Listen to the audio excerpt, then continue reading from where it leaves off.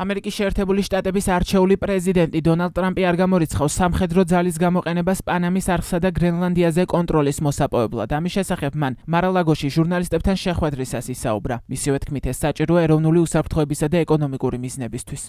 ჩვენ გრენლანდია ეროვნული უსაფრთხოების მიზნებისთვის გვჭირდება, მე ამას ბევრად ადრე მეუბნებოდნენ, ვიდრე კენჭ ვიყრიდი. იქ დაახლოებით 45,000 ადამიანი ცხოვრობს, ხალხმა სინამდვილეში არც კი იცის, აქვს თუ არა დანიას მისი ფლობის ლეგალური უფლება, მაგრამ თუ კი აქვთ, ის უნდა მოგცენ ჩვენ, რადგან ეს ეროვნული უსაფრთხოებისთვის გვჭირდება. ეს საჭიროა თავისუფალი მსოფლიოსთვის, მე ვსაუბრობ თავისუფალი სამყაროს დაცვაზე. შეუიარაღებელი თვალითაც ჩანს ჩინური და რუსული გემები ყველგან, იმ ტერიტორიაზე. ამას არ დაუშვებთ. საფრანგეთის საგარეო საქმეთა მინისტრი ჟან-ნოელ ბარო გრენლანდიაზე კონტროლის მოპოვების შესახებ ტრამპის განცხადებას მალევე გამოეხმაურა და თქვა, რომ ევროკავშირი მის სუვერენულ საზღვრებზე მსოფლიოს სხვა ქვეყნების თავდასხმას არ დაუშვებს. ტრამპმა პანამის არხზე საუბრისას თქვა, რომ არხს ახლა ჩინეთი აკონტროლებს.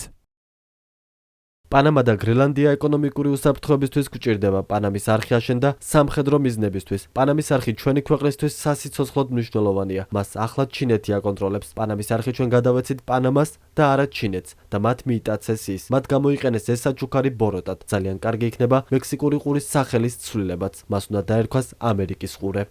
დონალდ ტრამპმა ჯერ კიდევ წინა წლის 22 დეკემბერს არიზონის შტატში მხარდამჭერების წინაშე გამოსვლისას გამოთქვა უკმაყოფილება პანამის არხით ამერიკული გემების მიმოსვლის მაღალი ტარიფების გამო. ტრამპმა ფაქტს უსამართლო უწოდა და თქვა, რომ ქვეყნის სრული ძარცვა დაუყოვნებლივ შეწყდება. მანამდე დონალდ ტრამპმა თავის სოციალურ ქსელში დაწერა, რომ პანამის არხი ამერიკის შეერთებული შტატების სასიცოცხლოდ მნიშვნელოვანი ეროვნული ქონება და მის უსაფრთხოებას გადამწყვეტი მნიშვნელობა აქვს ქვეყნის ვაჭრობისა და სამხედრო საზღვაო ფლოტის სწრაფად მოქმედებისთვის. ტრამპის თანახმად ამერიკის შეერთებულმა შტატებმა, რომელიც პანამის არხის უმსხვილესი მომხმარებელია, 100 წლის წინ გახსნილი არხის მშენებლობისთვის დიდი ადამიანური მსხვერპლი და დიდი თანხა გაიღო. პრეზიდენტმა კარტერმა კი სისულელე ჩაიდინა და არხი პანამას $1 მისცა. ტრამპის განცხადებით არხი უნდა ემართა პანამას და არა ჩინეთს ან ვინმე სხვას, ამიტომ არ დაუშვებენ, რომ არხი უცხო ხელში აღმოჩნდეს. დონალდ ტრამპის პასუხად პანამის პრეზიდენტმა ხოსე რაულ მულინომ განაცხადა, რომ არხის თითოეული კვადრატული მეტრი და მისი მიმდებარე ტერიტორია პანამას ეკუთვნის და ქვეყნის საკუთრებად დარჩება. ტარიფები კი დადგენილია საბაზრო პირობების და არხის მომსახურებისთვის საჭირო ხარჯების მიხედვით.